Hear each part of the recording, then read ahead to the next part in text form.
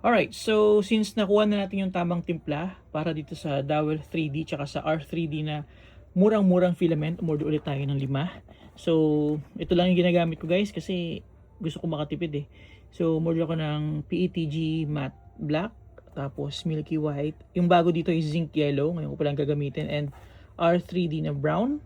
So, yun yung mga bago na iti-test natin. Pero, yun, ito na gamit ko kasi mura-mura lang. Sa 1.5 makakabili ka na ng 4, tapos sa 2,000 or 1.8 makakabili ka na ng 5. 'Di ba? Imagine mo sa branded na filament parang ilan lang 'yun? 3. So ayun. Kanya-kanyang ano 'yan, cost saving kung para sa toys lang naman eh, or para sa hobby lang naman, hindi naman siya for business. So saktong-sakto, mid-print naubusan tayo ng filament, yung ating matte black. Sakto dumating yung mga filament from Magic Works. So kahapon ko lang in order, dumating agad ngayon. Tama nga na next day delivery sila. So tara, kabit na natin tong black na to. So, follow for more.